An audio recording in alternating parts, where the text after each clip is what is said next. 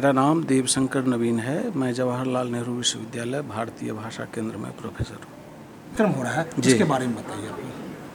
ये तो cancer patient को म्यूजिक के द्वारा थेरेपी दिए जाने पर जो 3 दिन की कार्यशाला आयोजित की गई है, मैं समझता हूँ कि ये बहुत ही वाजिब काम है और यदि ये बात लोगों तक पहुँच सकी तो लोग इसे समझ सकेंगे। और कैंसर एक ऐसी बीमारी है कि जिसका नाम सुनकर ही लोगों को घबराहट होने लगती है और उससे मानसिक तौर पर वे बहुत सारे भय अपने मन में बसा लेते हैं। म्यूजिक जैसी चीज़ तो बहुत सारे भय को दूर कर देती है।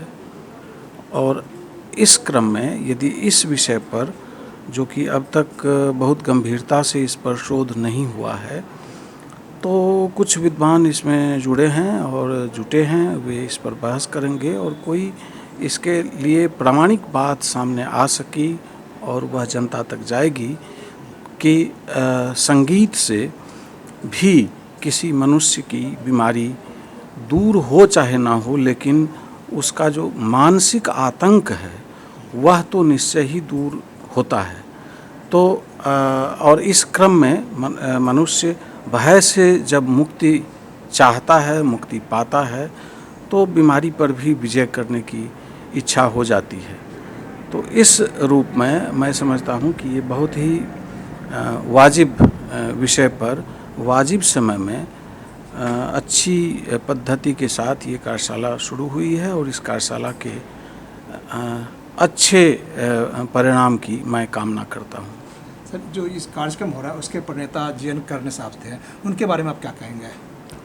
Doctor GN. कर्ण मेरे कलीग भी थे, JNU में ही वे प्रोफेसर थे और उनका समय संघर्ष करते करते शक्ति पा लेने का समय था। उनका जीवन संघर्ष से शक्ति प्राप्त करने का एक उदाहरण था।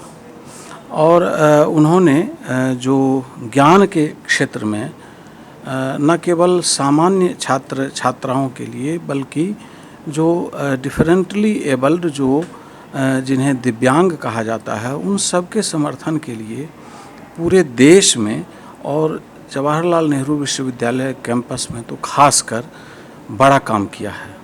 और इस संस्था के वे संस्थापक अध्यक्ष थे और उन्होंने जितने बड़े बड़े काम इस संस्था के बैनर के नीचे जितने आयोजन किए, जितनी सारी चर्चाएं की, जितने विद्वानों को बुलाकर उस पर बहस करके और मंत्रालयों से ग्रांट ले करके जितने दिव्यांगों को मदद दिलाई और दिव्यांग चिंतन पर JNU में पाठ्यक्रम खोले जाने की भी चर्चा की कि इसके अध्यापन की दिशा में, यद्यपि IGNOU में, इंदिरा गांधी राष्ट्रीय मुक्त विश्वविद्यालय में दिव्यांग अध्ययन पर सर्टिफिकेट दिए जा रहे हैं, जी.एन. कर्ण ने जवाहरलाल नेहरू विश्वविद्यालय में भी इस अध्ययन के बारे में पाठ्यक्रम चलाने का प्रयास किया।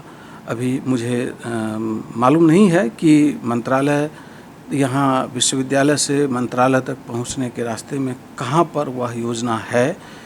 मैं समझता हूँ कि यह संस्था और इस संस्था के जो उनके वारिस लोग हैं और उनके बाद झंडा लेकर आगे चलने वाले लोग हैं, वे इस दिशा में ज़रूर काम करेंगे और जी.एन. कर्ण के लिए सबसे बड़ी श्रद्धांजलि वही होगी।